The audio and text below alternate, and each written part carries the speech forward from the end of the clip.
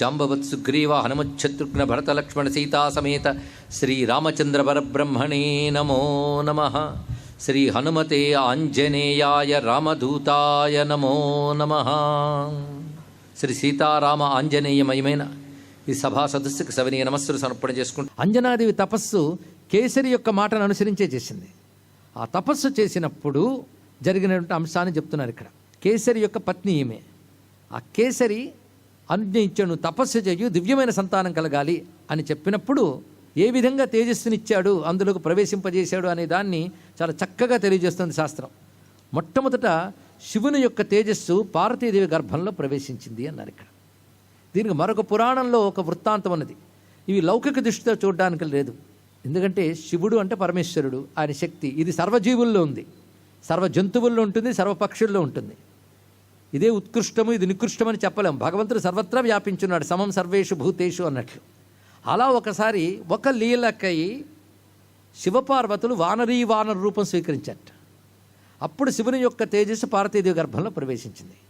ఆ ప్రవేశించినటువంటి తేజస్సుని ఎందుకో పార్వతి భరించలేక, నీ మహా తేజస్సుని భరించడం కష్టమవుతుంది, ఆ వేడిమిని, ఆ తీవ్రతని అంటే, అటువంటప్పుడు దీన్ని నువ్వు భూమి యందుంచు, అక్కడి నుంచి అగ్నిలోకి వెళుతుంది అని శివుడు ఆజ్ఞాపించాడు. ఆ విధంగా భూమిలోకి చేరి తర్వాత అగ్నిలోకి ప్రవేశించింది. అదే పార్వతీహస్త సంభూతే పార్వతీపుత్రనామవాన్. మొదట పార్వతీదేవి వల్లే వచ్చాడు, అందుకే పార్వతీపుత్రుడే. శివుని తేజస్సు కనుక శివపుత్రుడే అని ఈశ్వరపుత్ర పార్వతీపుత్ర అనే నామములు సంహితా గ్రంథాల్లో హనుమంతుడికి కనబడుతున్నాయి. ఈ కథని చూస్తుంటే కొంచెం ఆశ్చర్యం కలుగుతుంది. సంహితా గ్రంథాల్లో ఉంది ఇది. అగ్నినా ధార్యమాణత్వాత్, అక్కడి నుంచి అగ్నిలోకి ప్రవేశించింది ఆ తేజస్సు. అగ్నిదేవుడు వాయువులోకి ప్రవేశింపజేశాడు. ఈశ్వర సంకల్పాన్ని అనుసరించి వాయువు ఈమె తపస్సు చేస్తూ ఉంటే దక్షిణ కర్ణము ద్వారా, అంటే దక్షిణ భాగం అంటే పింగళా నాడి ఉండే చోటు, సూర్యనాడి, ఆ నాడి ద్వారా ఆమెలోకి ఆ తేజస్సును ప్రవేశింపజేశాడు వాయువు. కనుక వాయువు ద్వారా వచ్చింది కనుక వాయుపుత్రుడు. కానీ వచ్చింది ఏది? రుద్ర తేజస్సు. అంటే రుద్ర తేజస్సు ఏ క్రమంలో వచ్చింది? రుద్రుడు, పార్వతి, భూమి, అగ్ని, వాయువు, అంజనాదేవి గర్భం. ఇది క్రమం. ఈ క్రమం వింటూ ఉంటే మరొక కథ గుర్తు రావాలి ఎవరికైనా. ఎవరి కథ? సుబ్రహ్మణ్యేశ్వర స్వామి జనన కాదు గుర్తు రావాలి. అచ్చం ఇలాగే ఉంటుంది.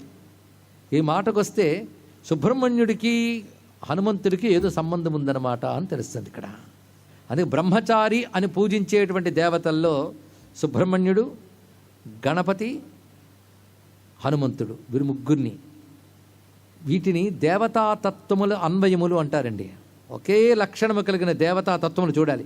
సుబ్రహ్మణ్యుడు, గణపతి, హనుమంతుడు, వీరు ముగ్గురు తత్వములు ఒక్కటే. అందుకే త్యాగరాజస్వామి వారు హనుమంతుని కీర్తన, గణపతి కీర్తన రచిస్తూ శ్రీగణనాథం భజామ్యహం అనే కీర్తనలో ఆంజనేయావతారం గుణాకరం కుంజరముఖం త్యాగరాజ వందితం అని వర్ణించారు ఇక్కడ. అంటే గణపతిని ఆంజనేయ అవతారం అన్నారు. ఇదేదో రహస్యమే, ఊరికినే అనలేదు. ఆయన గొప్ప ఉపాసకుడు. అందుకే గణేశ పురాణంలో కలువు కపి వినాయకవు అన్నారు. కలియుగంలో కపి వినాయకుడు వాళ్ళిద్దరూ అనుగ్రహిస్తారండి. అది వాళ్ళిద్దరిని గట్టిగా పట్టుకోవాలి. ఒకడు తొండం రాయుడు, ఒకడు తోకరాయుడు. వాళ్ళిద్దరు కూడా లక్షణం ఏమిటి అంటే విఘ్నాలన్నీ తొలగించి కార్యసిద్ధినివ్వడమే. రామాయణంలో పనిచేసింది ఎవరు? హనుమంతుడు. కానీ హనుమంతుల్లో మీరు వివిధ దేవతాతత్వాలను చూస్తూ వెళ్ళడం అనే పని ఇప్పుడు పెట్టుకుందాం. ఒకటి గణపతికి హనుమంతునికి చాలా పోలికలు ఉన్నాయి. కార్యసిద్ధి ప్రదాత. ఇద్దరూ రుద్ర తేజస్ సంభూతులే. ఇదొక రహస్యం. అందుకే గణపతిని హనుమంతుడిని అర్ధనారీశ్వరులాగా సగభాగం గణపతి సగభాగం హనుమంతుడు పెట్టి పూజించేటువంటి సంప్రదాయం ఉందండి. ఇది ద్రవిడ దేశంలో ముఖ్యంగా చెన్నైలో అడయార్ అనే ప్రాంతంలో మధ్య కైలాస్ అనేటువంటి ఒక శివాలయం ఉన్నది, పంచాయతన మందిరం. అక్కడ పంచలోహాలతో ఒక విగ్రహం ఉంటుంది, ఇంత పెద్దది. అందులో సగం హనుమంతుడు సగం గణపతి. అదొక ఉపాసన స్వరూపం. ఇది ఒక రహస్యం, ఉపాసన రహస్యం, మంత్ర రహస్యం. ప్రధానికి పురాణ కథలు వెతకడం కాదు, మంత్రముల్లో ఉన్న అన్వయాలు తెలుసుకోగలగాలి. ఇద్దరు తత్వములు ఒకటి. అతడు శరీరమంతా మానవ శరీరం, ముఖం ఏనుగు ముఖం. ఈయనకి శరీరమంతా మానవ శరీరం, ముఖం వానర ముఖం. అలాగే శరీరమంతా నరశరీరం ఉంటూ ముఖం మాత్రం మృగముఖములు కలిగిన దేవుళ్ళు ఇంకా ఉన్నారు. వాళ్ళందరూ హనుమంతుల్లో ఎలా అన్వయింపబడతారో తర్వాత చూద్దాం. ప్రస్తుతానికి మాత్రం వీళ్ళిద్దరి గురించి ఆలోచిద్దాం. ఇక రెండవ విశేషం సుబ్రహ్మణ్య తత్వం. కుమారస్వామికి హనుమంతుడికి ఉన్నటువంటి అనుబంధం అచ్చం అదేవిధంగా రుద్ర తేజస్సు రావడం. రెండవది హనుమంతుడు పుట్టాడు అన్నప్పుడు వాల్మీకి ఉత్తర రామాయణంలో చెప్తున్న గొప్ప మాట ఏమిటంటే, శాలిశూక నిభాభాసం ప్రాసూతేమ తదాంజనా. ఎటువంటి వాడిని కన్నది అంటే శిశువుని కన్నది. ఆ శిశువు ఎలా ఉన్నాడంటే శాలిశూక నిభాభాసం, ఒక ధాన్యపు సన్న ధాన్యంలా మెరిసిపోతున్నాడు అన్నాడు. అంటే సరిగ్గా నీవారసూకవత్తన్వి పీతాభాస్వత్యనూపమ అధ్వనింపజేశాడండి ఇక్కడ. అలాంటివాడు. పైగా రురోధ శిశురత్యర్థం శిశు శరవణే యథా, ఇది వాల్మీకి రచించిన మాట. శరవణంలో పుట్టిన శిశువు ఎలాగైతే పుట్టగానే వస్తూ ఏడుస్తూ వచ్చాడు కనబడుతూ అలా వచ్చాడు అని వర్ణించాడండి ఇక్కడ. అంటే శరవణ భవుడు అనే తత్వాన్ని చూపిస్తున్నారు. పైగా మరొక్కటి, కుమారస్వామి పుట్టిన తర్వాత హిమోత్పర్వతంలో ఆ శరవణం నుంచి బయటికి రాగానే 6 ముఖాలతో 12 చేతులతో బయటకు వస్తాడు. వచ్చిన తర్వాత అక్కడున్న ఒక శివధనువు ఉంటే ఆ నారిని మీటుతాడు ఆయన. మీటగానే దిగ్గజాలు వస్తాయి అక్కడికి. దిగ్గజాలు వచ్చినప్పుడు చేతులతో వాటి తొండాలు బట్టి విసిరేస్తాడు. ఎవడో వచ్చాడని భయపడి ఇంద్రుడు వస్తాడు. ఇంద్రుడు వచ్చి వజ్రాయుధంతో కొడతాడు సుబ్రహ్మణ్య స్వామికి. అప్పుడు సుబ్రహ్మణ్య భుజం నుంచి అనేక శక్తులు వస్తే ఇంద్రుడు భయపడతాడు. సరిగ్గా శిశువుగా రాగానే ఇంద్రుడు వచ్చి వజ్రాయుధంతో కొట్టాడు ఎవరిని? సుబ్రహ్మణ్య స్వామిని. అదే విధంగా హనుమంతుని కొట్టాడు. పరిశీలించండి రెండింటికి. ఇలా మీరు పరిశీలిస్తూ ఉంటే శివశక్త్యాత్మకమైన తత్వము, పైగా దేవగణాలన్నింటినీ సమకూర్చుకుని దేవసేన అయినట్లుగా వానర సమూహానికి అంతటికి ప్రధానంగా ఉంటూ నడిపాడు. కనుక ఈయనలో సుబ్రహ్మణ్య తత్వం ఉంది, గణపతి తత్వం ఉంది. అదేవిధంగా రుద్రాంశ సంభూతుడు కనుక రుద్రతత్వం ఉంది, శక్తి స్వరూపుడు కనుక శాక్తేయం ఉంది. పైగా సూర్య భగవాను ఉపాసన చేసి సూర్య తేజస్సులో ప్రవేశించింది కనుక సూర్యతత్వం ఈయనలో ఉన్నది. అదేవిధంగా విష్ణుతత్వం ఈయనలో నిక్షిప్తమైంది. ఎలాగంటే ఉంగరం ఇస్తున్న మిషతో, అది ఏ ఉంగరం అండి? రామనామాంకిత అంగుళీయకం, అంటే బంగారంలో రామ అని చెక్కబడినటువంటి ఉంగరం, అది పెట్టారు. అంటే తారక మంత్ర శక్తిని తద్వారా రాముడు ప్రవేశింపజేశాడు. ఆ తర్వాత నీకు నా పరిష్వంగం ఇస్తున్నాను రాముడు గట్టిగా పట్టుకున్నాడు. ఈ విధంగా ఆ పరిష్వంగం ద్వారా విష్ణు తేజస్సు ప్రవేశించింది. నిరంతర రామ తారక మంత్రం సిద్ధింపజేసుకున్నాడుగా విష్ణు స్వరూపుడు కూడా ఆయన. కనుకనే హనుమంతుడు షణ్మతాల్లో దేనికి చెందుతాడు? పెద్ద ప్రశ్న చాలామందికి. వైష్ణవం, శైవం, శాక్తేయం, సౌరం, గాణపత్యం, స్కాందం అని 6 మతాలు మనకున్నాయి తెలుసా? మతాలు 6 కానీ ధర్మం వేద ధర్మం, అది తెలుసుకోండి. కానీ 6 మతాలు ఒకే వేద ధర్మానికి చెందినవే. ఎందులో ఎవరున్నా వాళ్ళు గొప్పవారే. వైష్ణవులు, శైవులు అందరూ గొప్పవారే.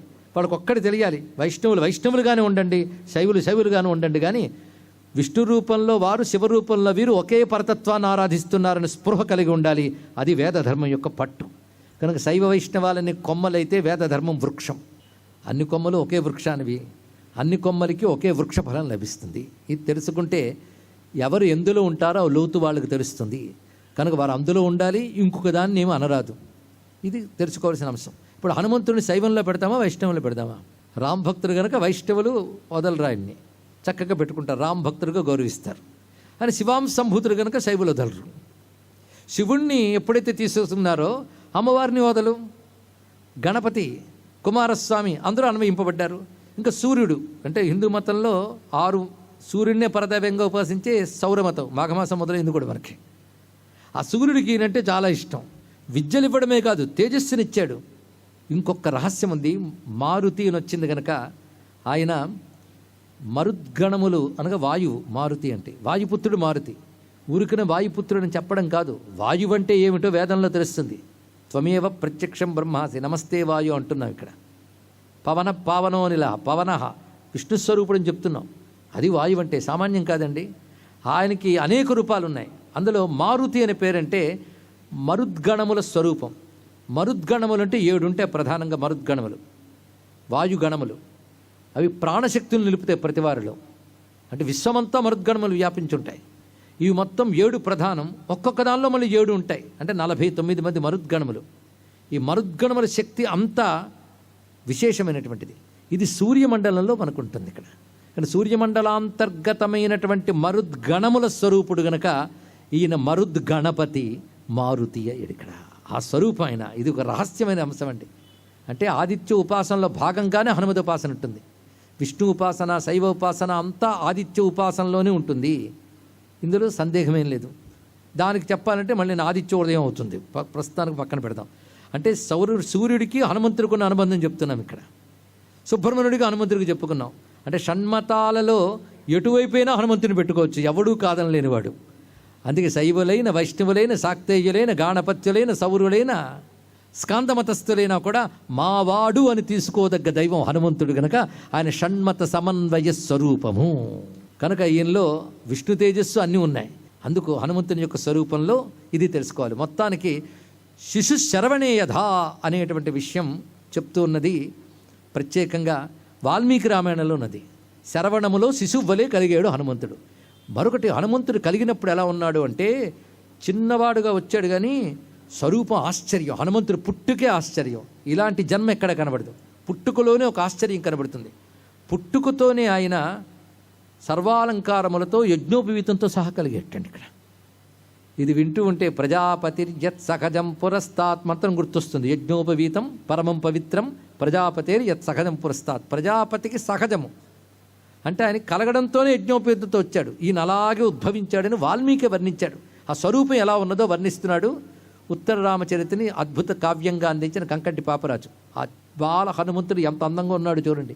లలిత సౌదామిని తులిత దేహము వాని అరుణారుణాంబుజాస్యంబు వాని రత్నకుండల భాసుర కపోలముల వాని రంగత్ పిశంగ నేత్రముల వాని ఆజాను దీర్ఘబాహాదండముల వాని ధవళ యజ్ఞోపవీతముల వాని హార ప్రభా మనోహారి వక్షము వాని కమనీయ కర కంకణముల వాని మంజు రుచి పుంజుగొను హొన్ను ముంజివాని పసిమి కనుపట్టు నునుబట్టు పంచవాని వాసవధ్వజ నిభవాల వల్లివాని అక్కుమారుని గని తల్లి ఆత్మనలరే. బాల హనుమంతుడు అందాన్ని ఎంత అందంగా చెప్పాడండి పద్యంలో. ఇక్కడ లలిత సౌదామిని తులిత దేహము వాని, భయము కొలిపోయినట్లు కాకుండా అందంగా కనబడ్డే మెరుపు తీగ అలా నిలబడిపోతే ఎలా ఉంటుందో అలా వెరిసిపోతున్నట్టు ఆయన మెరుపు వంటి కాంతితో ప్రకాశిస్తున్నాడు. పైగా రత్నకుండల భాసుర కపోలముల వాని కొడుతూ ఉన్నాడు. పైగా రంగత్ పిశంగ నేత్రముల వాని ఎర్రని కన్నులతో ప్రకాశిస్తున్నాడు. ఆజాను దీర్ఘ బాహాదండముల వాని పుట్టినప్పుడే మంచి పరాక్రమంతుడు, మంచి భుజాలతో ఉన్నాడు. ధవళ యజ్ఞోపవీతముల వాని హారప్రభా మనోహారి వక్షము వాని కమనీయ కర కంకణముల వాని మంజు రుచి పుంజుగొను హొన్ను ముంజివాని, ముంజె దర్భతో చేసినటువంటి కడిసూత్రం దాల్చినవాడు. పసిమి కనుపట్టు నునుబట్టు పంచవాని వాసవధ్వజ నిభ వాలవల్లివాని. ఆ తోకల పైకెత్తుంచాడు. అది ఎలా ఉన్నదంటే ఇంద్రధనువులా ఉంది ఆ తోక. అటువంటి ఆ కుమారుని కని తల్లి ఆత్మనలరే. తపస్సు చేక్త కన్నదండి. అప్పుడు అలరి చెక్కు నొక్కి అక్కున చేర్చి ముద్దాడి నీకు ఫలములారగింప వలసినన్ని దెత్తు వాపోవకుండకు నాయన్నా అనుచు తల్లి అడవి కరిగే. ఆ పిల్లవాడిని ఒకరోజు పుట్టిన కొద్ది రోజుల్లోనే నీకు పళ్ళ కోసం ఏడుస్తున్నాడు పిల్లవాడు. వానర సహజాహారం అది గనక. అయితే నీకు కావలసిన తెస్తాను ఉండు నాయనా అని చెప్పి ఆవిడ బయలుదేరింది. ఆ వచ్చే లోపల ఆలస్యం తట్టుకోలేకపోయాడు. అప్పుడు అంతటిలో ఉన్న ఈతడు దయాద్రిపయిన్ పొడదించు పద్మినీ కాంతు జపాప్రసూన రుచికాంతు కనుంగొని పండటంచు విభ్రాంతి వహించి ఆకటి తొరన్ రవిపై కగసెన్ సమీర నాగాంతక బాణ వేగ పరిహాసి సమిద్ద మహోజవోన్నతిన్. ఆకలి వేస్తున్న వాడికి పైన చూశాడు. అప్పుడు బాలసూరుడు తీస్తున్నాడు. ఎర్రగా కనబడగానే పండు అనుకున్నాడు. పిల్లలకి సహజం కదండి, అదే ఇష్టమైన వాడికి అన్నీ అలాగే కనబడుతుంటాయి. కనుకనే అది ఎర్ర పండు అనుకుని ఎగిరాడు ఆయన. ఆ వెళుతూ ఉన్నప్పుడు ఆ గగనంలో వెళుతూ ఉంటే గగనచరుడిని దేవతలు ఆశ్చర్యపోయి ఎవరా అని నమస్కారం చేస్తున్నారు. యగసి చనుచున్న ఈతని తెగువ చూసి గగనచరులైన గంధర్వ గరుడ యక్ష సిద్ధ సాధ్యులు నివ్వెర చెంది ఈ మహామహుండి ఎవ్వడో అనునంతలోన భానుకడకేగు అప్పిన్నవాని మేని. తిన్నగా సూర్యుడి దగ్గరికి వెళ్ళాడు. కానీ ఆయన వస్తూ ఉంటే తోవల ఈ వేడి ఆయనకు తగలకుండా సూర్యుడు జాగ్రత్త పడ్డట. అంటే ఆయన కూడా నేను గమనించుకుంటున్నాడు. సూర్యుడు జడ వస్తువు కాదు, తన వాళ్ళని తను చూసుకుంటాడు. అక్కడి నుంచే ఈయనపై అనుగ్రహం మొదలైంది. ఆయన వెళుతూ ఉంటే ఆశ్చర్యపోయి ఆ పక్కన ఉన్నటువంటి సూర్యుడు అనగానే మండలం మాత్రమే కాదు కదా, అందులో దేవతలు ఉంటారు. ఆ దేవతలు మనకు కనబడరు, కానీ వాళ్ళకు హనుమంతుడు కనబడుతున్నాడు. పక్కన ఉన్నటువంటి వద్ద సేవలు చేయుచున్న ఛాయాదేవి భీతిల్లి కరముల పిసిక్కుకొనగా భయ నివారణ మంత్ర పరతంత్రులై వాలకిల్యాది మౌనులు క్రేవనొదగా జడుపుతో ఖైదువుల్ విడిచి మాఠర ముఖ్య పార్శ్వికులెల్ల పారిపోవా హతశేష మందేహులట్లు కావలియుబో ఈ భానున కటంచు ఇచ్చనలరా. సూర్యుడి దగ్గర ఉన్న దేవతాగణము ఎవరో ఈయన సూర్యుడి మీదకి వచ్చేసిన భయంతో పక్కకి వెళ్ళిపోయారు. ఈయన యొక్క వీరత్వాన్ని చూసి సూర్యుడికి ఒక్కడికి అర్థమైంది. ఆయన చిరునవ్వుతో చూస్తున్నాడు ఈ పిల్లవాడిని. ఈ దగ్గరికి వెళ్ళాడు. బాలార్కాభిముఖో బాలో బాలార్కయో మూర్తిమాన్ అంటాడు వాల్మీకి. ఇక్కడ బాలసూర్యుడు ముందు ఉన్న మరో బాలసూర్యునిలా కనబడుతున్నాడు హనుమత్ స్వామి. గ్రహీత కామో బాలార్కం ప్లవతేంబర మధ్యగ. సూర్యుడు పట్టుకోవాలనుకున్నట్ట, కానీ సూర్యుడు కూడా ఈయన కోసం తన వేడిని ఆ తీక్ష్ణమైనటువంటి మంట స్వభావాన్ని తగ్గించేయడం కోసం ముట్టుకున్నాడు ఆయన్ని. ఇలా ముట్టుకుంటూ ఉంటే ఆ సమయంలో పర్వం వచ్చింది. ఆ పర్వంలో రాహువు ఆయన గ్రసించడానికి వస్తున్నాడు. ఆ వస్తున్న సమయంలో ఇతను చూశాడు, ఇదేమిటి ఇలా ఉన్నదని. ఆ రాహువుని ఈయన చూశాడు. ఎర్రపండు తినడానికి అనువుగా కనిపించట్లేదు, ఇదే నల్లని పండు వచ్చింది అటు వెళ్ళాడు. ఇక్కడ అదే సూర్యగ్రహణంబు మాని అవురా ఇది నల్లని పండు వచ్చనంచుగ్రల యుగ్ర విగ్రహత నొక్కట నాతని భృంగబోవగన్. ఆయన భృంగబోతే జడిసి విధుంతుదుండితని చక్కగనుంగొనలేక అయ్యడన్ వడి పరువెత్తి ఎత్తెరగు వాసవతో ఎరిగింప. తిన్నగా వెళ్ళి ఇంద్రుడితో చెప్పాడైనా, ఇదేమిటయ్యా నువ్వన్నీ ఫిక్స్ చేసి పెట్టేశావు, ఈ పర్వకాలలో నువ్వు వెళతో ఆయన పట్టుకుంటావని. ఇప్పుడు చూస్తే ఇంకెవడో వచ్చి పట్టుకున్నాడు. ఇదే కొత్త గ్రహం ఎవడు, నాకు ఎప్పుడు పరిచయం లేలే. నాకు తెలుసు రాహువు కేతువు, ఈయనవుడు కొత్తగా వచ్చాడు, నువ్వేం కొత్తగా అపాయింట్ చేసావా అని అడిగాడు ఇంద్రుడిని. నాకు తెలియదేయో కొత్తగా ఎవడొచ్చాడండి పద అని ఆయన బయలుదేరుస్తున్నాడు ఇంద్రుడు. ఎలాగంటే నలుగడలన్ వియచ్చరగణంబులు కొల్వగ ఏగుదెంచి ఆ జలరుగబంధు చెంత ప్రతిచండ కరుండన దుర్నిరీక్ష కాంతుల తులకించు నీ కనుకనుంగొని ఎవ్వడు వీడిటంచు పేరులుక వహించి మత్తకరి నట్టెపయిన్ గవియించి ఆర్చుడున్. ఐరావతం మీద వస్తున్నాడు ఆయన.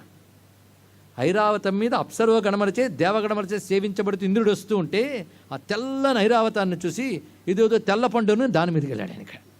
పాండు రుచి మించినది ఈ పండు హరింతునని తీవ్రపడి కడు పసిపా పండగుట తెలియకీతడు చండాంసును విడిచి అలా గజముపై ఉరికెన్.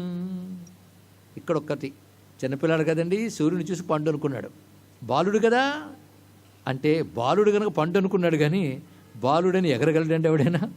కనుక సూర్యుడిని పండనుకోవడం వరకే బాలుడు, బాలుళ్ళ పండు అనుకున్నాడు, భగవంతుళ్ళ ఎగిరేడండి. అది అని యొక్క రహస్యం. ఇక్కడ రెండు స్వరూపాలు చూపిస్తున్నాడు. ఎప్పుడైతే ఈ విధంగా వచ్చాడో వెంటనే ఇతరుడో కొత్తవాడని చెప్పి వజ్రాయుధంతో ఒక్కడు కొట్టాడు ఇంద్రుడు. ఆ కొట్టడంతో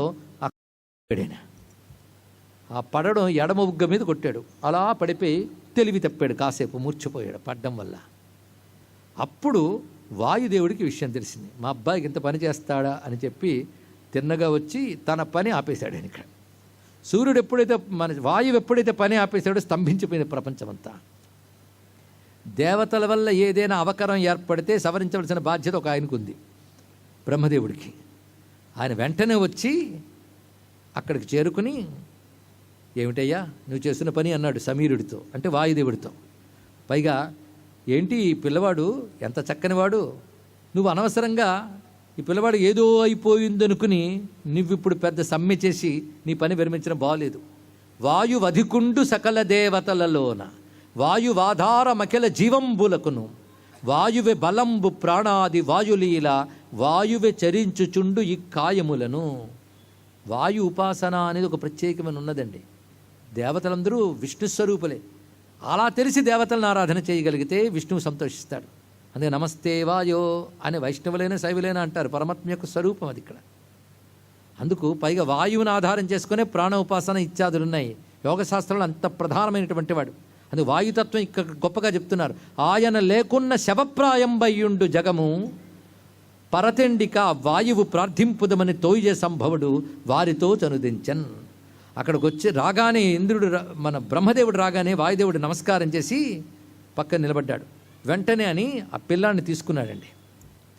పలుకుల వెల్లంది తళుకు చెక్కుల విచిత్ర పత్రముల వ్రాయ నేర్చిన పాణి. ఎటువంటి వాడు అంటే ఆ సరస్వతీదేవిని సరదాగా బుగ్గలు నిమిరేటువంటి బ్రహ్మదేవుడి యొక్క చెయ్యి అనిల సుతిని నిమ్మేను నిమిరినా. హనుమత్స్వామి యొక్క శరీరాన్ని నిమరగానే శోషదీరి వాడు లేపైరు వానచేవల చెలంగే. లేత పైరు మీద వాన పడగానే ఎంత తాజాగా అది లేస్తుందో ఆ విధంగా హనుమంతుడు లేచట. లేచిన వెంటనే మూర్ఛ తెలిసిన అంజన ముద్దు పట్టి నంకమున పెట్టి అజుడు ముద్దాడుచుండే. ఆ 4 ముఖాలతో ఒళ్ళో పెట్టుకుని హనుమంతుని ముద్దాడాడు. అప్పుడు కాంచి హర్షించి తన వక్రగతి ఎడంచి గాడ్పు జగములకు ఉత్సాహకారి అయ్యే. అది చూసిన వెంటనే వాయుదేవుడికి సంతోషం కలిగి అంతవరకు స్తంభింపజేసి నిరోధించిన తన లక్షణాన్ని మాంచుకున్నాడు. లోకములన్నీ క్షేమంగా ఉన్నాయి. అప్పుడు నిమిరి చూసావా ఎంత గట్టివాడో ఈ పిల్లవాడు, ఇంద్ర ఇలా రా. తొందరపడి వజ్రాయుధంతో కొట్టాడు కానీ దేవతలందరికీ క్షేమం కలిగించడానికి వచ్చినటువంటి రుద్రుడయ్యా ఆయన, ఇది తెలుసుకో ఇక్కడ. అప్పుడు అంటున్నాడు ఇంద్రుడు, నా చేతి వజ్రాయుధంతో కొట్టాను గనక ఈయన హనువు అంత గట్టిగా ఉంది గనక అంత గట్టి దవడలు కలవాడని హనుమంతుడిని పేరు పెడుతున్నాను అన్నాడు. అప్పుడు బ్రహ్మదేవుడు అంటున్నాడు, బ్రహ్మదండంబున బ్రహ్మాస్త్రమున హానినందని దీర్ఘాయువు అజుడొసంగే. ఏ అస్త్రము చేత దెబ్బతిన్ని దీర్ఘాయువు ఇనికిస్తున్నాను, చిరంజీవి అవుతాడు. శూల రౌద్రాస్త్ర పాశుపతాదికముల చే చెడని ప్రభావంబు శివుడొసంగే. ఒక్కొక్కరు ఏమిస్తున్నారు చూడండి హనుమంత స్వామికి. బ్రహ్మదేవుడు ఇచ్చింది తెలుసుకున్నాం. ఒకటి బ్రహ్మాస్త్ర ప్రభావం, ఒకటి రెండవది చిరంజీవిత్వం. రెండవది ఏమిటి అంటే శూల రౌద్రాస్త్ర పాశుపతాస్త్రముల చేత చెడని ప్రభావంబు శివుడొసంగి. శూలము చేత కానీ రౌద్రాస్త్ర చేత కానీ పాశుపతాస్త్రం చేత కానీ దెబ్బతినడు. తన కాలపాసంబు దండంబు మృత్యువు ఈయన నొంచలేవని యముడు పలికే. యముడేమంటున్నా అంటే తన కాలపాసం కానీ దండము కానీ మృత్యువు కానీ ఈయన దగ్గరికి రావు. ఆత్మతేజమున శతాంశమిచ్చితి విద్యలిచ్చెదని కనన ఇనుడు పలికే. నా తేజస్సులో 100వ భాగం ఇస్తున్నాను ఇతనికి. అందుకే హనుమంతుడి శరీరం మెరిసిపోతుంటుంది తేజస్సుతో. సూర్యుల్లో ఉన్న శతాంశం ఆయనలో ప్రవేశించింది. దీనితో పాటు విద్యలు ఇచ్చేదా అన్నాడు. విద్యలు ఇస్తున్నాను కాదు, విద్యలు ఇస్తాను, నేర్పుతాను అన్నాడు. ఎవరు? సూర్యుడు. పాశమున నీట బడడని పలికే వరుణుడు. ఈయనకి నా పాశం ఏం చేయలేదు, నీరు ఏమీ చేయలేదు ఈయన్ని అని ఎవరు చెప్పాడు? వరుణుడు. అగ్ని తన చేత నశింపడనియే. ఇతనికి నా వల్ల ఎప్పుడు దెబ్బ ఉండదు. ధనదుడొసగే తన గద నొగలని యునికి. తన గద ఎప్పుడు బాధించేదని కుబేరుడు చెప్పాడు. అంటే దిక్పాలకులు కూడా మేమేం చేయలేము వీడిని అని చెప్పారు. ఎల్ల కైదువుల నొవ్వడని విశ్వకర్మ పలికే. మొత్తానికి అందరికీ దేవతలకు ఆయుధాలు ఇచ్చిన విశ్వకర్మ ఏం చెప్పాడంటే ఎవరి ఆయుధాలు నేమీ చేయలేవు. తక్కిన దేవతలొక్కొక్క వరమ్మునొసగి రుత్సాహముతో అక్కమల గర్భుడనిలుని దిక్కుగని గణించే ఎల్ల దివిజులు కనగన్. ఇలా ప్రతి దేవతలు వారి శక్తులన్నింటి హనుమంతుల్లో ప్రవేశింపజేశారు. ఇందరి దేవతాశక్తులు కలిసి అఖిల దేవతాత్మకుడైన అస్త్రవాన్ అయిన హనుమంతుడు మహాపరాక్రమ స్వరూపుడుగా, తేజస్వరూపుడుగా, సర్వదేవతాత్మకుడుగా గోచరించాడు. అప్పుడు బ్రహ్మదేవుడు ఉన్నాడు, ఇలాంటి పుట్టుక ఏమిటయ్యా, ఇలాంటి స్వరూపం ఏమిటి? ఇవి వాయుదేవా అదృష్టవంతుడవయ్యా. కొడితే కొట్టాడు కానీ ఇంద్రుడు ఇందరి వరాలు ఇచ్చే అవకాశం ఏర్పడింది చూసావా.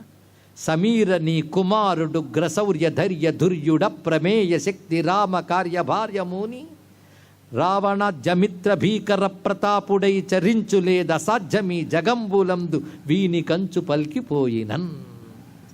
పంచచావరమైన ఛందస్సులో కంకటి పాపరాజు గారి కవిత్వం ఎంతో గొప్పగా ఉన్నది. సమీర నీ కుమారుడు ఉగ్ర శౌర్య ధైర్య ధుర్యుడు అప్రమేయ శక్తి రామకార్య భారముని రావణ జమిత్ర భీకర ప్రతాపుడై అంటూ ఇక్కడ గొప్ప మాట అంటాడు మహానుభావుడు. నాయన ఈయన ఎటువంటి వాడు అంటే అరిలోక భయంకరుడు, భక్తలోక అభయంకరుడు. ఇది ఈయన యొక్క తత్వము. హనుమంతుడు అంటే శత్రు భయంకరుడు, మిత్ర అభయంకరుడు.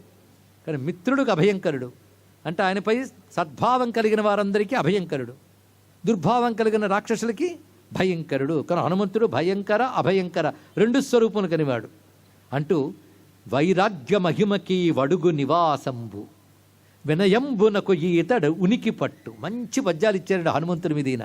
వైరాగ్య మహిమకి వడుగు నివాసంబు వినయంబునకు నీతడు ఉనికి పట్టు శమదమోన్నతులకి చతురుడు ఆధారంబు దాక్షిణ్యమ్మునకు ఈతడు చోటు సౌశీల్యమునికి ప్రశాంతశాలి బిడారు.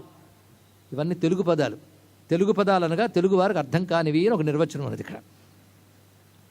బిడారు ఎంత మంచి పడుతుంది. బిడారు అంటే నివాసము, చోటు, తావు, నివాసము, ఆధారము, ఉనికి పట్టు. ఈ పదాలని మంచి తెలుగు పదాలు రాశారు ఇక్కడ. సౌశీల్యమునకి ప్రశాంతశాలి బిడారు పరహిత క్రియకి ప్రసన్నుడి ఇక్క. ఇక్క అన్న స్థానము అని అర్థం ఇక్కడ. విక్రమస్ఫురణకి వీరవర్యుడు ఠావు, గాంభీర్య గరిమకి ఘనుడు ప్రాపు, బ్రహ్మ విద్యకు ఇమ్మేటి పట్టుకొమ్మ, ఘనతపోధనమునకు ఇయ్యన నిధానము, అతుల ధైర్యంబునకు ఈ మహాత్ముడు ఇమ్ము. ఇమ్ము అంటే చోటు, ఇమ్ముగా పెట్టండి అంటుంటాం కదా. అతుల ధైర్యంబునకు ఈ మహాత్ముడిమ్ము, రామ నీ భక్తికి ఈ పుణ్యరాశి నెలవు. నీ భక్తికి ఈ పుణ్యరాశి నెలవు. నెలవంటే మళ్ళీ చోటు. చోటన్న దాన్ని తీసుకుని ఎంత అందమైన పద్యం ఇచ్చాడు. కనుక ఇన్ని గుణములతో కూడిన రామభక్తి ఇవి ఈయన దగ్గర చోటు చేసుకుని ఉన్నాయి. అందుకే ఇతడు ఎవరూ ఈయన ముందు నిలబడలేరు. గురుమీర రోదసి కుహర మొక్కట ముంప ఉప్పొంగు ప్రళయ పయోధి కంటే, జగములన్నీ ఒక్కసారి భస్మము సేయ నరడు అడరెడు కల్పక్షయాగ్ని కంటే, బహుపర్వతారణ్య పటలి చూర్ణము సేయ గడగు సంవర్తకాసుగంబు కంటే, బ్రహ్మాండ భాండంబు బట్టి బ్రద్దలి సేయ దివి రెండు వెలయ భైరవుని కంటే, అధిక గాంభీర్యమతులితంబగు ప్రతాపము అనవధిక వేగమద్భుతంబైన రౌద్రము అయ్యనిల పుత్రునిక కలదు ఇతని మ్రోల వాలి గీలియు నిలుతురే వసుమతీశ. ఇతడు అగ్ని కంటే, ప్రళయకాలము నాడు సముద్రం కంటే, పర్వతాలను కూడా కదిలించే ప్రళయకాల వాయువు కంటే, ప్రళయకాలంలో ఉన్న భైరవుని కంటే, రుద్రుని కంటే ఘనుడు సుమైన. సరిగ్గా వాల్మీకి చెప్పిన శ్లోకానికి పద్యం. ప్రవీవ విక్షోరివ సాగరస్య లోకాన్ దిధక్షోరివ పావకస్య లోకక్షయేష్వేవ యథాంతకస్య హనుమత స్థాస్యతి కప్పురస్తాత్. దీన్ని బట్టి అగ్ని కంటే, వాయువు కంటే, సముద్రం కంటే, వీటన్నిటికంటే గొప్పవాడు అంటే హనుమంతుని ప్రతాపము సర్వదేవతలతో సమానమే కాదు, సర్వదేవతల కంటే అధికము, ప్రకృతి శక్తుల కంటే అధికము. ఇది హనుమత్ స్వరూపం అండి. అందుకే పరాక్రమ ఉత్సాహ మతి ప్రతాప సౌశల్య మాధుర్య నయానయశ్చ గాంభీర్య చాతుర్య సువేర్య ధైర్యై హనుమత కోప్యధికోస్తి లోకే. ఇది అగస్త్యుల వారు రాముడితో చెప్తున్నటువంటి మాట. పరాక్రమ ఉత్సాహ ప్రతాప సౌశల్య మాధుర్య నయం అంటే నీతి, గాంభీర్యము, చాతుర్యము, వీర్యము, ధైర్యము, వీటిలో హనుమంతుడిని మించిన వాడు లేడు. ఇది ఋషివాక్యం అండి. ఇవాళ మొత్తం హనుమత్ జన్మ వృత్తాంతం చెప్పుకుంటూ హనుమంతుని యొక్క సర్వాధిక తత్వం ప్రతిపాదన చేయడం జరిగింది. అందుకే అంజని పుత్ర పవనసుత శంకర సువన 3 ఇక్కడ చెప్పుకున్నాం. నామా తర్వాత మాట అంజన పుత్ర పవనసుత నామ. ఈ నామాలో ఏదో రహస్యం ఉందండి. నామా అంటే అర్థం ఏంటి? నామమే పేరు. పేరు అని పేరు ఉంటుంది ఎవరికైనా. మరి నామ అంటే అర్థం పేరు పొందినవాడు అని అర్థం అండి. ఇక్కడ మంచి పేరున్నవాడు అయ్యా అంటాం కదా లోకల్లో. మంచి పేరున్నవాడు అంటే మంచి కీర్తి గలవాడు. కనుక నామ అంటే కీర్తి కలవాడు అని అర్థం. ఇక్కడ ఏమని పేరు ఆయనకి? అంజని పుత్ర పవనసుత నామ. అంజని పుత్రుడు పవనసుతుడని పేరండి.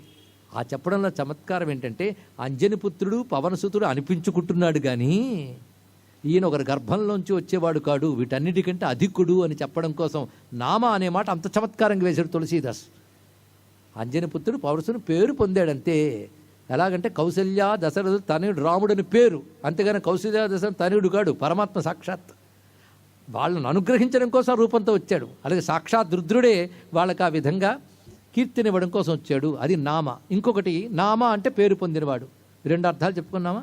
అసలు అర్థం మరొకటుంది. ఎందుకు ఈయనకి నామ అన్నారు? ఆ అర్థం రేపు చెప్పుకుందాం. సర్వం శ్రీ హనుమత్ చరణారవిందార్పణమస్తు. స్వస్తి.